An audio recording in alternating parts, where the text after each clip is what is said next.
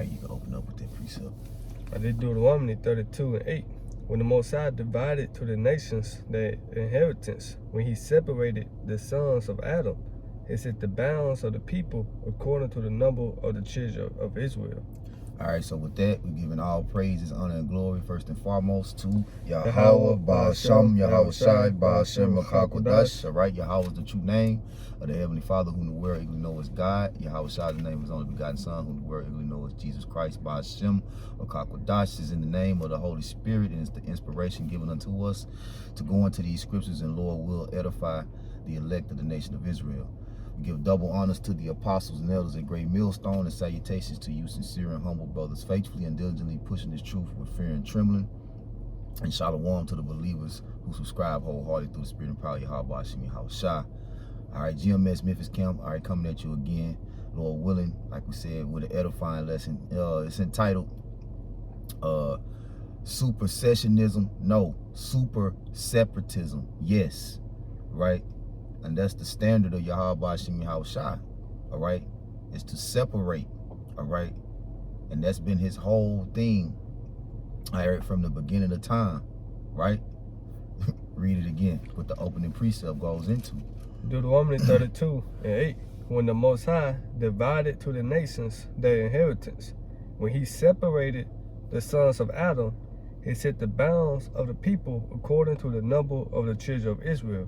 Right, so according to the scriptures, supersessionism or supersessionism or replacement theology is off, right? Because this is what it entails. Now, this is from Wikipedia. Supersessionism, also called replacement theology, is a Christian doctrine, all right? And we're starting to see that Christians don't hold and hearken to the words of Yahweh Ba'ashem Yahweh Shai that's written in the Bible. They don't subscribe to the truth, man. Yeah, they replace the Most High words with their own feelings, with their own words. That's right, that's right. And this proves it.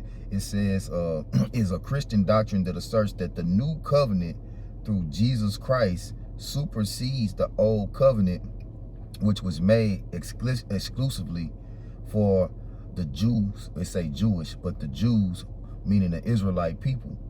Okay, now where's your reference? Okay, what scripture says that? Right, now give me Malachi 3:6.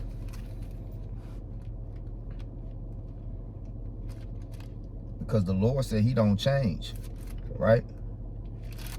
This is Malachi 3:6. It said, "For I am the Lord, I change not. Therefore, ye sons of Jacob are not consumed." Right. So he said he changes not for the sake of the sons of Jacob, so they're not consumed, right? And this is a doctrine that has been put in place in order to try to consume, all right, the sons of Jacob, the Israelites, all right? Jacob's name, which was changed to Israel, right? Which that's off, man. The Lord said he forbids. Give me is that Romans 11? Oh, holding it. Romans 11:1. I say then, had the Most High cast away his people, the Most High forbid. Right. So the Lord said he has not cast away his people. Yep. He has not replaced his people with you heathens, man. Right? So that's off, man. So let's get a little more of this nonsense and what it says, okay? It says, in Christianity, supersessionism is a theological view. Well, you err in your theological view on the current status of the church in relation to the Jew people and Judaism. It holds the view that the Christian church has succeeded the Israelites. What? The Israelites is the church, yeah. All right? The Israelites are the Mashiachim, right? Mashiachim, okay? Which that's the Hebrew word of saying what? The anointed ones, okay? The anointed ones, that's what it really goes into, right? The real Christians are the Israelites, man. So how you gonna replace them, right? Yep. You got something? Yeah, I had something. This Go ahead. 1 Samuel 12:22. It said, for the Lord would not forsake his people for his great name's sake. He will not forsake his people for his great name's sake. Go ahead. Because it had pleased the Lord to make you his people. It pleased the Lord to make Israel his people, right? So you clearly got these individuals in the Christian church, namely Vocab Malone, all right, who is what they say, an apologist, okay, right? He defends the Christian church and the madness that they spew out. All right. Clearly, you don't know the scriptures, man. Clearly, you off. Read that again. It said back in 1 Samuel 12:22, for the Lord would not forsake his people for his great name's sake. Right. Go ahead. Because it had pleased the Lord, Yahweh Bashemah Shah, to make you his people. Mm-hmm. Yeah, that's it. Yep. And Ooh, Deuteronomy 76. Yeah. Yep. I can get it. Yep. The Deuteronomy 76, for thou art a holy people unto the Lord that power. The Lord that power had chosen thee to be a special people unto himself. Right. The Lord has chosen thee to be a separate people unto himself. And that never changed. Right? So according to them, the old covenant isn't in effect anymore. Right? Well, let's see what Yahweh Shah said. Let's go to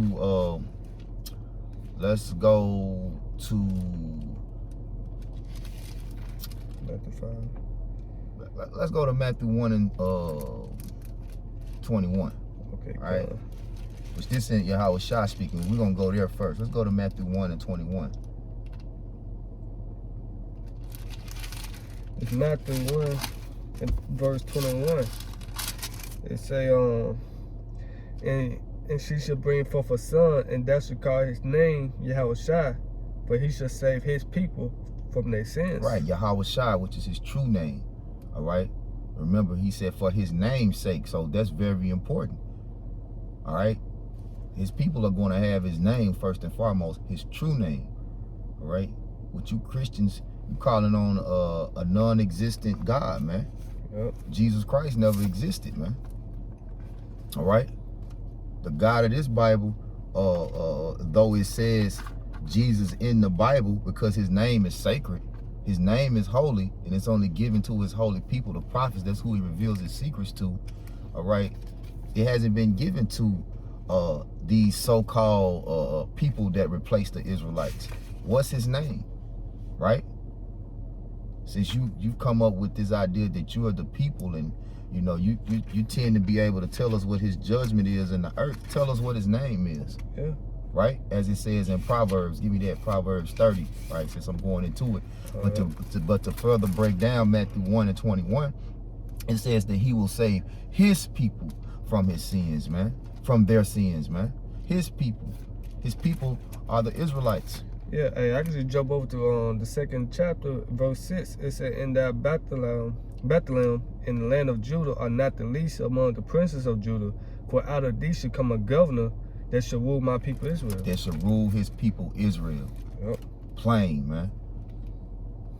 It don't say no other nations. It don't say everybody or the people that have replaced Israel. The Lord say he's going to declare he has declared his knowledge exactly. All right, he declared his word exactly. We was reading that yesterday in the Apocrypha. You don't got to get that right now. Go to that Proverbs, yeah. And it's Proverbs 30 and 4. Who had ascended up into heaven or descended? Who had gathered up the wind in his fist? Who had bound the waters in his garments? Who had established all the ends of the earth? What is his name and what is his son's name, if thou canst tell? Right, because that's the key to salvation, right? The Lord say, there's none other name given amongst men by matter of fact, get it, Acts 4 and 12, right. as I back you up real quick, which we're gonna get back to the lesson. I know we diverting a little bit, but it's all a part of the spirit, right? It's Acts 4 and 12. Yep. It said, neither is there salvation in any other, For there is none other name under heaven given among men whereby we must be saved. Right. And who did he give that name to, right? Because we just read in Proverbs 30 and what was it, 30 and 4? Yep. Right? What is his name and what is his son's name, if thou can tell? Well, this is who can tell.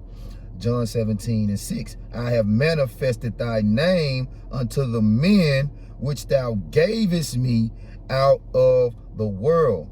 Thine they were, and thou gavest them me, and they have kept thy word.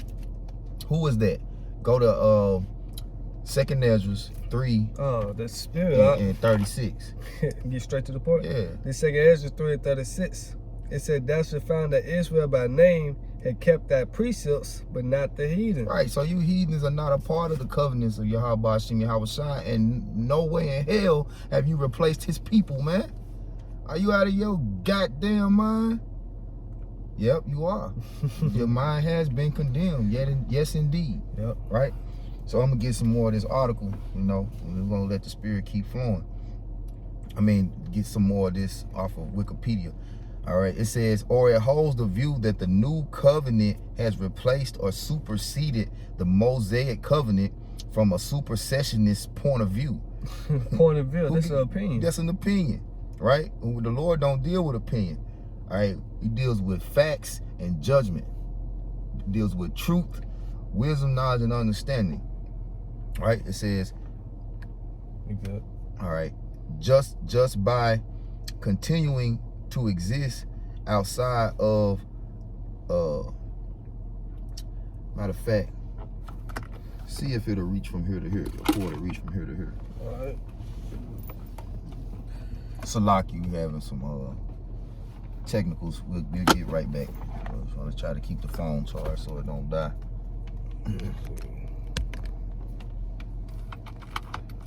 Yeah, we should been did that.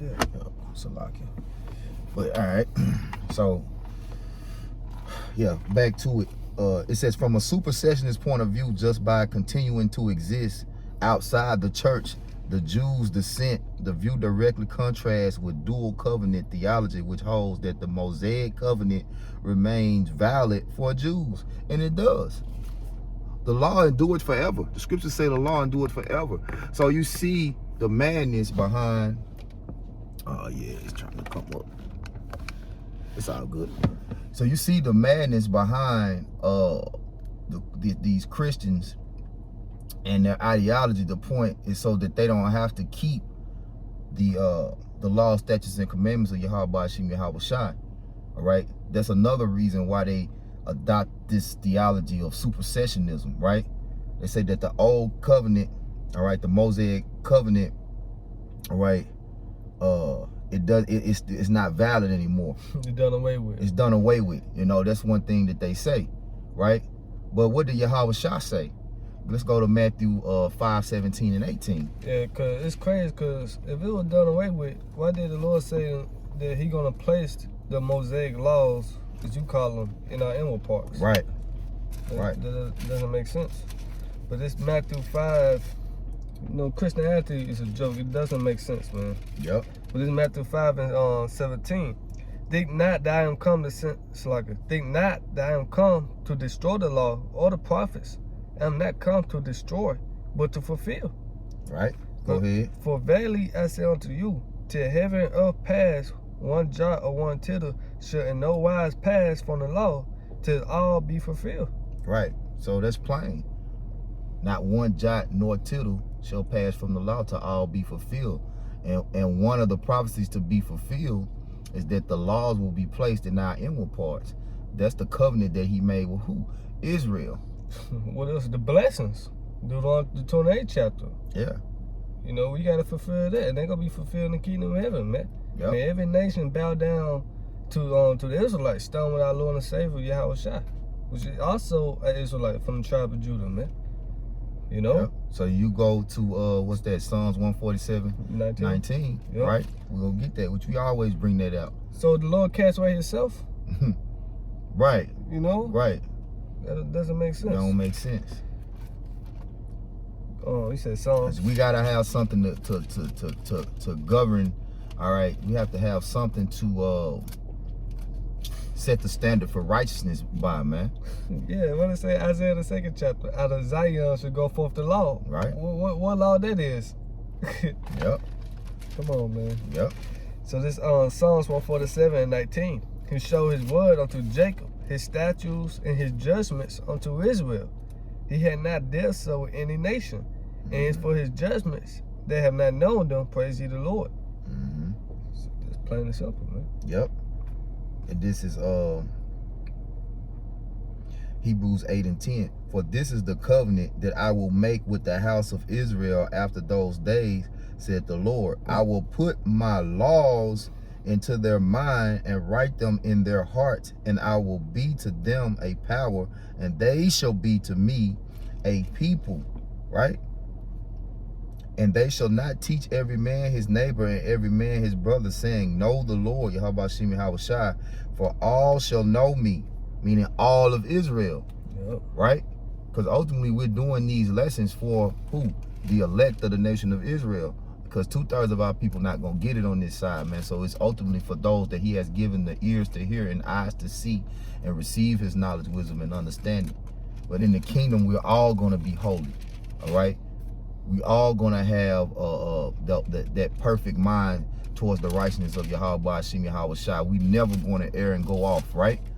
And there's not going to be anyone that's going to be able to deceive us with these vain theologies and these vain opinions, right? Right? It's because, see, Esau Edom, he's in the power seat, and he has taken this Bible and he has abused it. As a matter of fact, give me Psalm 64. That's Psalm 64.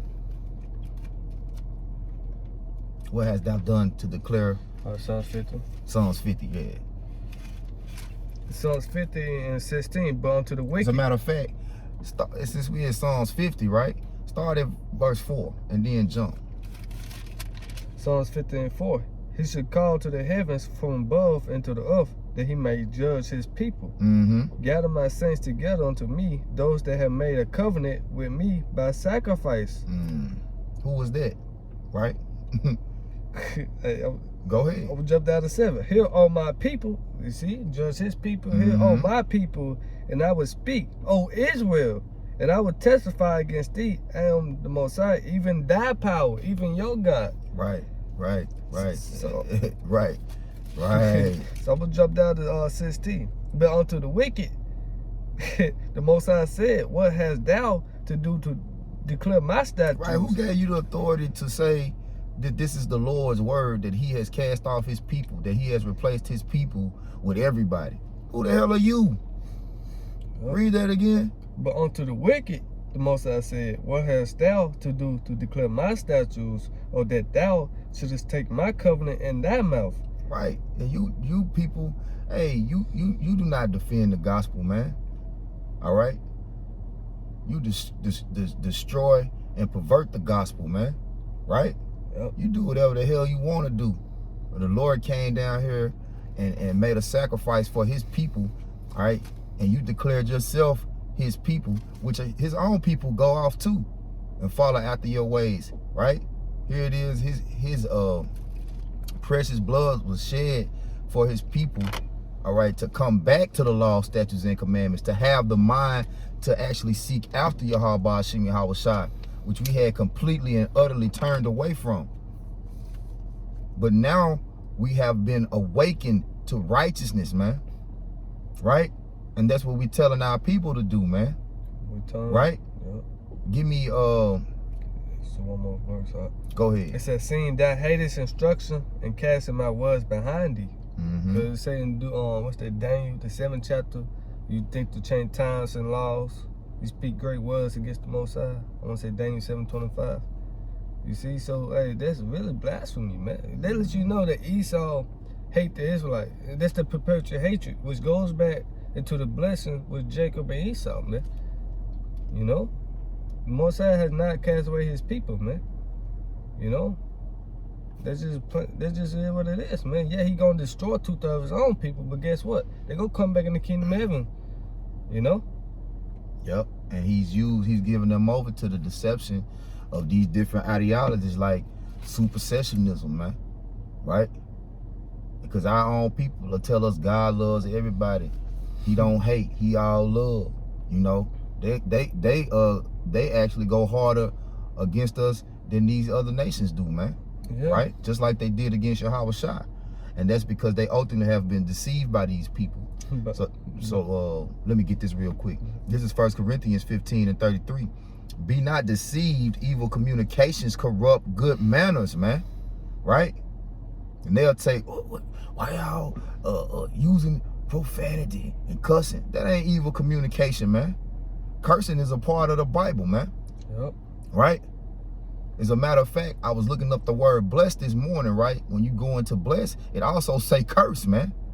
Because we kneel down and put curses on you goddamn demons, man. Right?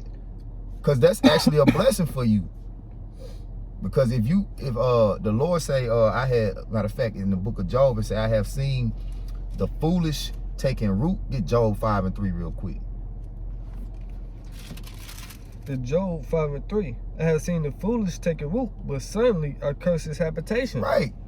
So when we see foolishness, we condemn that shit, man. We curse these people in their their ignorance, man. Right? Yep. But see, when you're willingly ignorant, that what makes you a fool, man. Because ignorance is not the end all or be all, because we all were ignorant at some point, but that's the point of us being awakened, right? This is 1 Corinthians 15:34. Awake to righteousness and sin not, for some have not the knowledge of Yahweh Bashim Yahweh Shai. And those are the ones that you Negroes, Latinos, Native Americans, you rebellious of our people follow after, man. Okay? Here it is, the Lord has chosen you. But you want to join hand in hand with these wicked people, man, and their ideologies and their theological opinions, man. Yep. Right? To feel good, you know. Yep. It says, I speak this to your shame, man. Right? To your shame. And that's how you ultimately gonna come back into the kingdom. All right? You're gonna come back into the kingdom with that level of shame on you, man. Right? Because you rejected the Lord. Right? You chose to adopt the ways of the heathen instead of the righteousness of Yahweh Bashim Yahweh Shai. You got it, though, bro. Yeah, the true judgment. And I got a precept to back up that Job 5:3. I'm gonna read it again. I have seen the foolish taking root, but suddenly I curse his habitation. And this Psalms 119 and 104. Through thy precepts I get understanding. Therefore I hate every false way. That's plain and simple, man. Right. Right. So that's the law, statutes, and commandments, man. Like we say, that endure forever. So let me get the last part I want to bring out from this, pretty much this supersessionism, right? It says, supersessionism has formed a core tenet of the Christian churches for the majority of their existence. Christian traditions that have championed dual covenant theology, including the Roman Catholic, Reformed, and Methodist teachings of this doctrine, have taught that the moral law continues to stand, right? So the law does continue to stand, man, right? The law will never be done away with. The law will be forever, all right? And matter of fact, get that in it say that in Baruch. This is the book that endures forever. Yeah, Baruch 4:1. Yeah, right. This is And ultimately what these people are doing, they're taking away from the book, right? Which is forbidden, which is a sin. And Yahweh Bashim Yahweh Shai, he ultimately is going to destroy them for that, man. You know? Yep. This Baruch 4:1. This is the book of the commandments of the Most High, and the law that endure forever. All they that keep it should come to life, and such as leave it should die. It said, turn thee, O Jacob, and take hold of it. Walk in the presence of the light thereof, that thou mayst be illuminated. Right, that you may be enlightened, man. That you may, when you're enlightened, you woke. You know? Yep. Wake up, man. Wake up. Right. So, like the title of the lesson, right? I want to get back to it. It's no supersessionism, it's super separatism, right? So we want to get this word separatism And then you got something you want to bring out, you can go ahead and bring it out while I'm pulling it up too. Was just going into the separatism, was come from the word separate, because the Lord has always been about separating the nation, man. We brought out Deuteronomy 32:8. You know, Lord is always about separate. Look at the Tower of Babel. You know. Yep. There's no such thing as being equal, man. The Lord ain't dealing with equality, you know. Yep. That's holy. That's separate, man. You got it. Yep. This separatism, it says this is from definitions from Oxford Languages on Google. It says the advocacy or practice of separation. That's where Yahweh Shem Yahweh practices, man.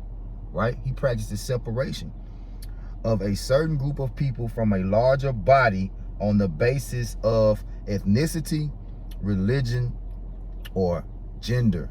Right? Okay? So it say when he separated the sons of Adam, right? So we read that. Now let's go to Sirach 33. Sirach 33. Right. And it also says here, what does separatism mean? A belief in movement for or state of separation. All right. So the Lord believes in separation. Right. We already proved that in Deuteronomy 32. We're gonna go to Sirach 33, and then we're gonna go back to Matthew 10. Go ahead. Sirach 33:10. It said, and all men are from the ground, and Adam was created of earth. And much knowledge the Lord had divided them and made their ways diverse. See, all men come from the ground, right? And the Adam, right, which in the Hebrew Adama, which means from the ground. So we all come of Adam, right? Okay, go ahead. It says, some of them had he blessed and exalted, and some of them had he sanctified and set near himself. But some of them but some of them had he cursed and brought low and turned out of their places. Some of them have he cursed. Prime example, supersessionist. Those are the ones that he's cursed, who's seeming to try to find a way to get back in, like to get into something that they were never part of. Not get back in, to get in. We're trying to find a loophole. Trying to find a loophole, man. Yeah, this ain't your system, man. You know, your system full of loopholes and shit, man. Yeah. Exactly, because it's not built on the principle. I know you go to secondary 6 card. Yep. So hey, the narrative is clear, right? Of the scriptures and who the blessings and who he exalted. And he is exalted, he divided us through much knowledge. He divided the nations, all right, with knowledge of righteousness, wisdom, knowledge, and understanding, all right, to seek the perfection of Yahweh Shem Yahweh Shai's judgment. And then others have he cursed that were going to constantly err, right? They're going to constantly err. They're going to constantly fail. The Christian church has constantly failed, man. The heathens constantly failing. You know, the Lord ain't dealing with Psalms 147:19. He ain't not dead so in other nations, man. But it's saying, but happen, O Israel, things that are made known unto us. All right, the truth is ultimately what's going to shine, man. You see, because the proof is in the pudding. Jello pudding. Go ahead. In 2 Ezra 6:54. And after these, Adam also, whom that made is Lord of all that creature, of him come we all, and the people also whom that has chosen. All this I have spoken before thee, O Lord, because thou madest the word for our sake. Right. So that's the point. You know, you got something else? 56. Go ahead. Is for the other people, which also come of Adam, that has said that they are nothing, but be like unto spittle, and has likened the abundance of them unto a drop that falleth from a vessel. Right. So he separated them, man. Right. He said the other people are nothing. They like a small, a small insignificant portion of something, man. You know, the Lord not concerned with those other nations. He concerned with Israel, man. Right. And really, when you look at it in comparison to the Israel, these other nations are as a drop, because we are the sands of the sea, which cannot be numbered nor counted. Right. We were created. We went into that yesterday too. We were created to be an immortal people. Like when we get the kingdom and we we all come back under the righteousness and the fold of Yahweh Shem Yahweh Shai, all right, through the law, statutes, and commandments being put in our inward parts, like, man, we going to outnumber these people. Shit. Hey man, it ain't no number to tell, right? Hey, we outnumber them on this side. On this side. But the only thing is we're divided. That's it. Right? We're divided. We're not together, right? Because in this, it's all goes back into the Lord making a separation. He's even making a separation within Israel, right? So we'll close on that. Matthew 10. Close on that. Yep. Okay, well you can get what you got. Well, Amos 3:1. I don't gotta get that. Well, it's pretty much it. Go ahead. And this can you get Psalms 105? Yeah. Come. We got some more. We can get it. 6 through 10. This Amos 3:1. Hear this word that the Lord has spoken against you, O children of Israel, against the whole family which I brought up from the land of Egypt, saying, you only have I known of all the families of the earth. Therefore I will punish you for all your iniquities. Mm-hmm. And that's plain and simple, man. The Lord say the Israelites is only the only family that He have known, man. So He gonna punish us for our iniquities, for our transgressing His laws, statutes, commandments, because that's who the law was given to. You know? Yeah, the Lord hadn't been intimate with no other people, man. Yep. This Psalms 105 with what you said? 6. Okay, Psalms 105 and 6. O ye seed of Abraham, his servant, you children of Jacob, his chosen. He is the Lord Yahweh, our power. His judgments are in all the earth. He hath remembered his covenant forever. He hath remembered his covenant forever. He hath remembered his covenant forever. Yep. The word which he commanded to 1,000 generations, which covenant he made with Abraham, and his oath unto Isaac, and confirmed the same unto Jacob for a law, and to Israel for an everlasting covenant. That's it. You don't got to break that down. How can you, much more can you break it down? It's plain. Of course, heathens will try to find a loophole, man. You said Matthew 10 and 34 and 35. Matthew 10 and 34 and 35. Think not that I am come to send peace on earth, but I came not to send peace, but a sword. Right, and a sword is for what? Severing, all right? Destroying, separating, dividing, right? Go ahead.